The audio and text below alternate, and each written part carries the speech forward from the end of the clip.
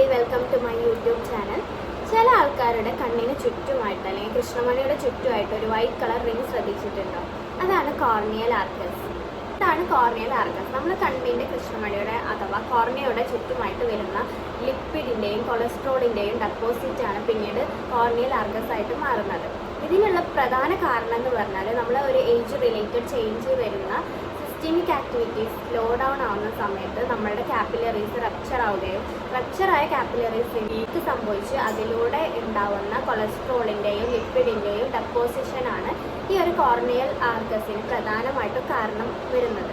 പ്രധാനമായും corneal Arcus കണ്ടുവരുന്നത് ഒരു 40 ആൻഡ് എബവ് ഏജ് ഗ്രൂപ്പിലാണ്. ഇതിൽ 60 എബവ് ആയിട്ടുള്ള കുറച്ച് ആൾക്കാരുടെ ഒരു ഗ്രൂപ്പ് എടുത്തു കഴിഞ്ഞാൽ അതിൽ 60% ആൾക്കാരിലും അതുപോലെ തന്നെ 80 എബവ് ആയിട്ടുള്ള ആൾക്കാരുടെ ഒരു ഗ്രൂപ്പ് എടുത്തു കഴിഞ്ഞാൽ അതിൽ അറൗണ്ട് 100% ഓഫ് ആൾക്കാരിലും കോർണിയൽ ആർക്കസ് കണ്ടുവരുന്നുണ്ട്.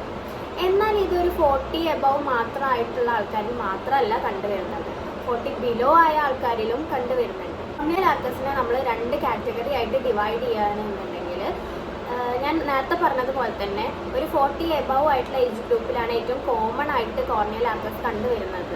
ആ ഒരു ഗ്രൂപ്പിൽ വരുന്ന കോർണിയൽ ആർക്കസ് കണ്ടീഷനെ വിളിക്കുന്നതാണ് കോർണിയൽ സെനൈലിസ്. ആൻഡ് ആ ഒരു കേസിൽ നമുക്ക് കൂടുതലായിട്ടൊരു ട്രീറ്റ്മെൻറ്റിൻ്റെ ആവശ്യം അവിടെ വരുന്നില്ല, ബിക്കോസ് അതൊരു നോർമൽ ഏജ് റിലേറ്റഡ് ആയിട്ടുള്ള ഒരു പ്രോസസ്സാണ്. പക്ഷേ 40 അതിൽ കുറവോ ആയ ആൾക്കാരിൽ വരുന്ന കോർണിയൽ ആർക്കസ് നമുക്ക് അത്ര ട്രീറ്റ്മെൻറ്റ് എടുക്കാതെ നെഗ്ലക്റ്റ് ചെയ്യാൻ പറ്റുന്ന ഒന്നല്ല.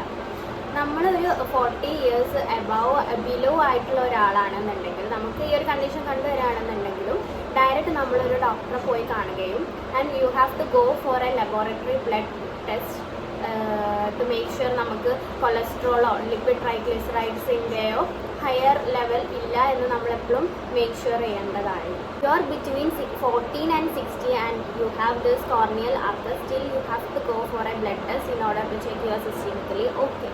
നമ്മൾ ഈ ഒരു കോർണിയൽ ജുവനൈലിസ് അഥവാ നമ്മളൊരു 40 ഏജ് ബിലോ ഉള്ള ഒരാളാണെന്നുണ്ടെങ്കിലും കോർണിയൽ സെനൈലിസ് ആണെന്നുണ്ടെങ്കിലും നമ്മൾ 2 കണ്ണും ഒരേപോലെ അത് എഫക്റ്റ് ചെയ്യുന്നുണ്ട്. അതായത് അതൊരു ബൈലാറ്ററൽ കണ്ടീഷനായിട്ട് നമുക്ക് പറയാം. എന്നാൽ ചില കേസിൽ അത് യൂണിലാറ്ററൽ അല്ലെങ്കിൽ ഏതെങ്കിലും ഒരു കണ്ണിൽ മാത്രമായിട്ട് ഈ ഒരു കോർണിയൽ റിംഗ് ഫോർമേഷൻ കാണിക്കാറുണ്ട്. ഉള്ള കണ്ടീഷന് തീർച്ചയായും നമ്മൾ അത് കൺസേൺ ചെയ്ത് തന്നെ വേണം. കാരണം യൂഷ്വലി കോർണിയൽ ആർക്കസ് ഒരു ബൈലാറ്ററൽ ആയിട്ടുള്ള ഒരു കണ്ടീഷനാണ്. അതായത് 2 കണ്ണിനെയും ഒരുപോലെ തന്നെ ബാധിക്കുന്ന ഒരു കണ്ടീഷനാണ്. പക്ഷെ ചില കേസിൽ നമുക്കത് യൂണിയോക്കുലർ, അതായത് ഒരു കണ്ണിൽ മാത്രം കോർണിയൽ റിംഗ് ഫോർമേഷൻ കാണിക്കുന്നുണ്ട് എന്നുണ്ടെങ്കിൽ അത് ഒരു എമർജൻസി അല്ലെങ്കിൽ ഒരു മെഡിക്കൽ ഹെൽപ്പ് ആവശ്യമുള്ള ഒരു കണ്ടീഷൻ തന്നെയാണ്. അതായത് നമ്മൾ കരോട്ടിഡ് ആർട്ടറീസിലെ ബ്ലോക്കേജിനെ സൂചിപ്പിക്കുന്നതാണ് ഈ ഒരു യൂണിയോക്കുലർ ആയിട്ട് വരുന്ന കോർണിയൽ ആർക്കസ്. സോ നമ്മൾ എപ്പോഴും നമ്മൾ ഒരു 40+ ഏജ് ഗ്രൂപ്പിൽ പെട്ട ആൾക്കാരാണെങ്കിൽ പോലും യൂണിയോക്കുലർ ഏതെങ്കിലും ഒരു കണ്ണിൽ മാത്രമായിട്ട് വരുന്ന കോർണിയൽ ആർക്കസ് നമ്മൾ എന്തായാലും കൺസേൺ ചെയ്യേണ്ട ആവശ്യം നിർബന്ധമായിട്ടുമുണ്ട്. സോ എല്ലാവരും സിസ്റ്റമിക്കലി ഓക്കെ ആണെന്ന് എപ്പോഴും ഉറപ്പുവരുത്തുക. എല്ലാവരും ഹെൽത്തി ആൻഡ് സേഫ് ആയിരിക്കുക. ബൈ.